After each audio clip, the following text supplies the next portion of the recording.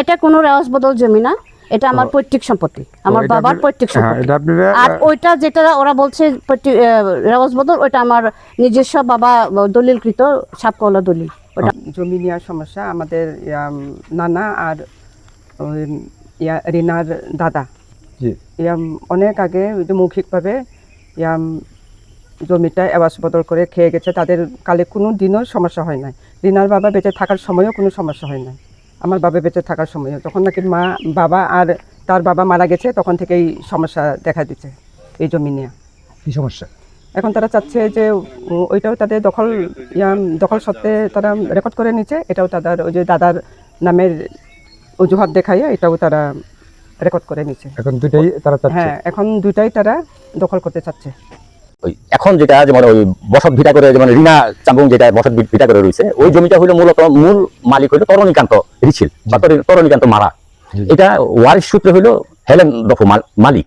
মূলত আমি 80 দশক থেকে তো ইদেলপুরে আমি সেটেল, তখন থেকে আমি যতটুকু জানি এই হেলেন আর হলো রিনা ওদের যে বাপদাদা, যেমন রিনার বাবার নাম হলো বরেন্দ্র আর হেলেনের বাবার নাম হলো নতন। তাদের জমিটা রেওয়াজ বলতে আরও পূর্বের। আমার জানা মতে, আমার শোনা মতে আর কি, এটা এই নতন এবং ওই বরেনের কালেনা এবং তাদের হেলেনের দাদার নানার অথবা রিনার দাদার কালানের সময় এই জমিটা রেওয়াজ হয়েছে।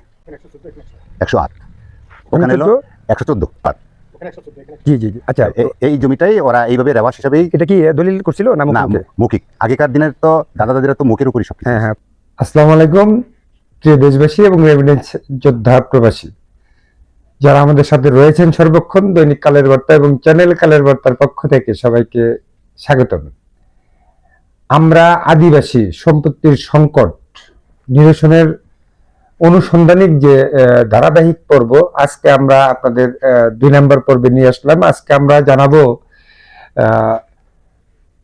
রিনা চাম্বুগং এবং হেলেন দফো এদের ভিতরে দুটি সম্পত্তি নিয়ে যে ঝামেলা চলতেছে, সেই ঝামেলার নিরসনেই আসলে কি হয়েছে, এখানে কি সেটা তাদের বক্তব্য এবং তাদের বিরোধমুখী বক্তব্যের পরিপ্রেক্ষিতে ওই এলাকার যে এলিট পার্সন আছে এই বিষয় নিয়ে যে তারা এরা ইতিপূর্বে সালিশ করেছে বা তারা যে যে বিষয়গুলো জানে সেইগুলো নিয়ে আমরা এখন ওই এলাকার লোকজনদের কাছে থেকে আমরা জানবো আজকে 2 নম্বর পর্বে। পরবর্তীতে আরো যে ঘটনা এই জমির মধ্যে রয়েছে, এদের মধ্যে রয়েছে প্রত্যেকটা ঘটনাই এবং কি যারা যারা জানে প্রত্যেকটা ব্যক্তিরই সাক্ষাৎকার আপনাদের সামনাসামনি ডাইরেক্ট শোনাবো। শোনার পরে আপনারা এটা নিয়ে বিশ্লেষণ করবেন।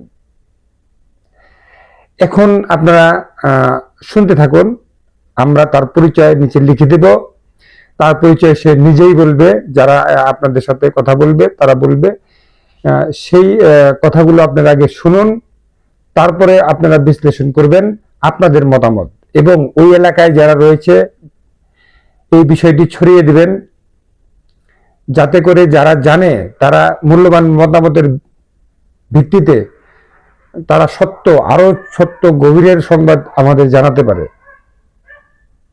যাতে সবাই ন্যায় বিচার পায়। 2টি সম্পত্তি রয়েছে, 2 সম্পত্তির পূর্বপুরুষ আমি একটু বলে দেই। পূর্বপুরুষরা রেওয়াজ বদল করেছিল। দীর্ঘ কয়েক যুগ যাওয়ার পরে, পূর্বপুরুষ মারা যাওয়ার পরে দেখা গেছে যে শেষ বিআরএস রেকর্ড হয়েছে একজনের নামে 2 সম্পত্তি।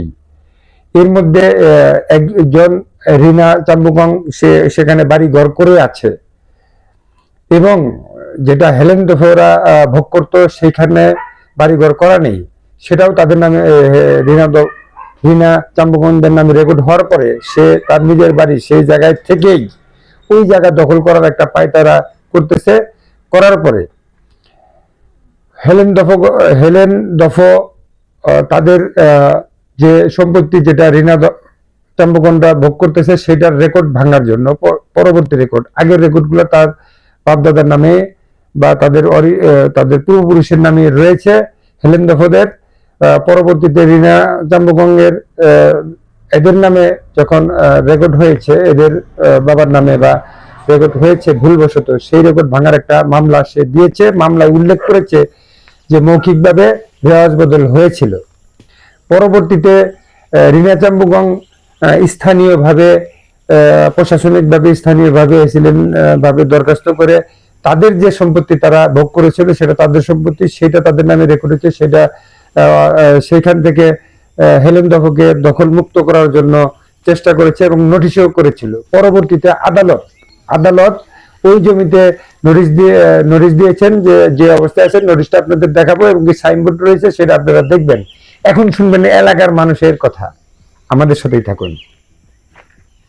আসসালামু আলাইকুম। ওয়ালাইকুম আসসালাম।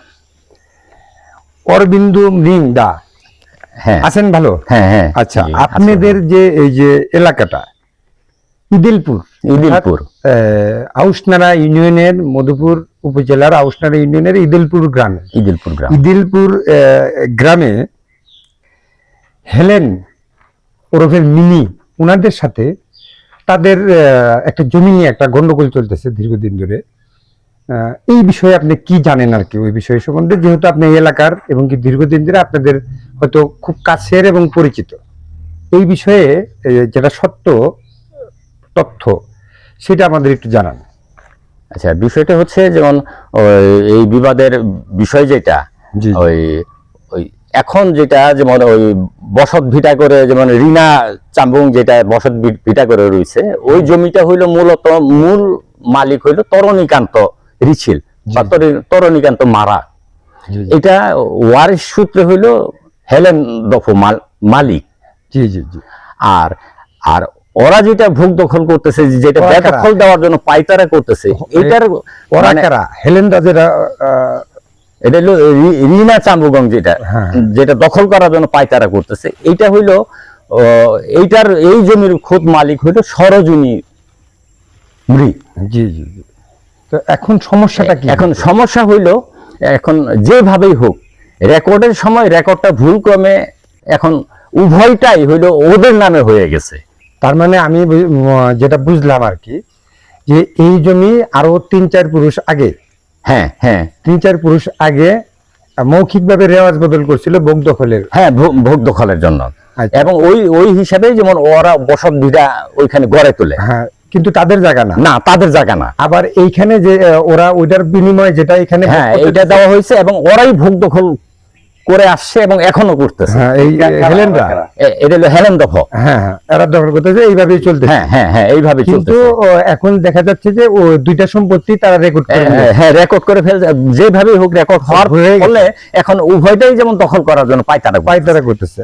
এখন আমরা যতদূর সম্ভব রেকর্ডে তো আর জমির মালিক হওয়া যায় না, তাদের যদি রেফারেন্স না থাকে বা এটা যদি তাদেরই সম্পত্তি হয়ে থাকে, তো রেকর্ড ভেঙে গেলেই তো তাদের সম্পত্তি তাদের থাকবে না। না, আবার যদি এরকমই হয়, এই মুহূর্তটাই আপনারা এলাকাবাসী হিসেবে কি চাচ্ছেন আর কি? না, আমরা চাই যে এটার সুষ্ঠু একটা মীমাংসা। সেটা হলো হেলেনের যে জমিটা ওয়ারিশান সূত্রে যে জমিটা, সেটা সে ফিরাই দেখ, ওদেরটা ওরা নিয়ে নেক, কোনো ঝামেলা থাকবে না। অ্যাকচুয়ালি তাছাড়াও তো বিকল্প পথ আছে। না, হ্যাঁ বিকল্প পথ আছে। এখন বিকল্প হিসাবে যেমন আগে যেভাবে মৌখিকভাবে রেওয়াজ করে খাইতো, এখন সেটা উভয়কে দলিল করে দিয়ে সেইভাবে একটা মিনিমাইজ করে নেওয়া, এটা আপনারা চাচ্ছেন? হ্যাঁ, আমরা চাচ্ছি। কিন্তু এখন ওই যে যারা দুইটাই রেকর্ড করছে, তারা তো এই রেকর্ডের কারণে ওরা হইলো সেটাতে রাজি হচ্ছে না, ভাবছে যে রেকর্ডের কারণে আমরা উভয়টাই মালিক হয়ে গেছি এবং কি এদের উচ্ছেদ করার চেষ্টা করতে। হ্যাঁ হ্যাঁ, বিভিন্ন সময় নাকি আমাদের কাছে একটা লিখিত দিছে এরা, যে এটা এই জায়গা দখল করার জন্য এলাকার কিছু মহল তাদের সাথে যোগ দিয়ে এই বাড়ি থেকে এই জমি থেকে উচ্ছেদ করার চেষ্টা করতেছে। এই বিষয়ে জানেন কি? হ্যাঁ, কিছুটা জানি।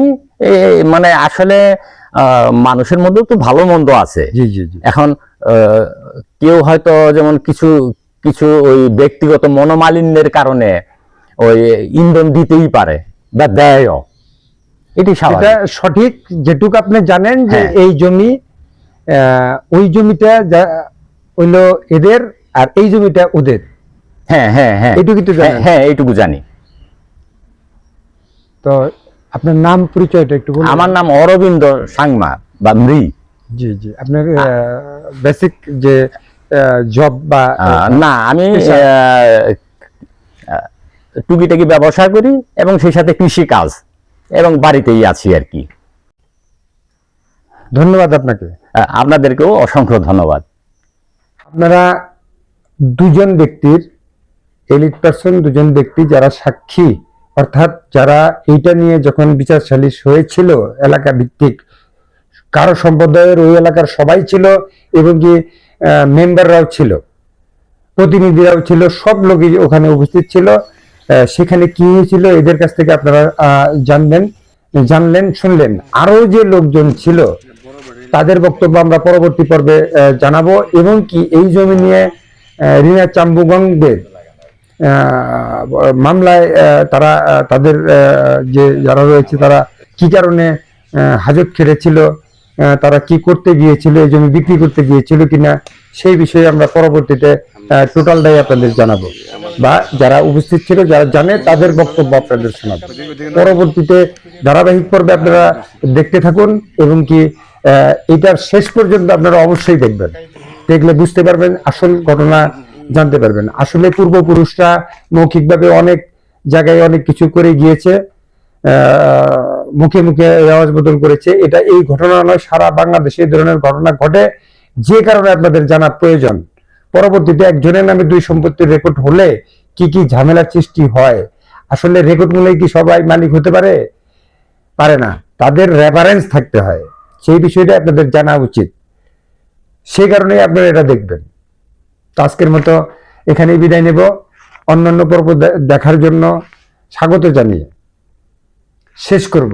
তার আগে বলবো, আমাদের এই সংবাদ ভিত্তিক, অনুসন্ধানিক সংবাদ ভিত্তিক, দেশের স্বার্থে, দেশের স্বার্থে নির্দলীয়, নিরপেক্ষ প্রতিবেদনমূলক, অনুসন্ধানী প্রতিবেদনমূলক যে আমাদের যে ভিডিওগুলো, যে তথ্যগুলো আপনাদের আমরা জানাই, যদি ভালো লাগে অবশ্যই আমাদের এই পেজটি শেয়ার করবেন, সকলকে দেখার সুযোগ করে দেবেন, এবং লাইক দিয়ে আমাদের উৎসাহ দেবেন, যাতে করে আমরা উৎসাহ পেয়ে আরো এই ধরনের অনুসন্ধানিক সত্য ঘটনা উদ্ঘাটন করতে পারি, এবং আপনার মূল্যবান মতামত প্রকাশ করবেন। আপনার মূল্যবান মতামতের উপর ভিত্তি করেই কর্তৃপক্ষের দৃষ্টি আকর্ষিত হয়। মনে রাখবেন, ভালো কাজে আমরা সবাই একসাথে, ভালো কাজ দেশের স্বার্থে, দেশের স্বার্থে, আমরা ভালো মানুষ যারা রয়েছি তারাই ভালো কাজে অংশীদারিত্ব করবেন। আল্লাহ হাফেজ। আজকের মতো এখানে বিদায়।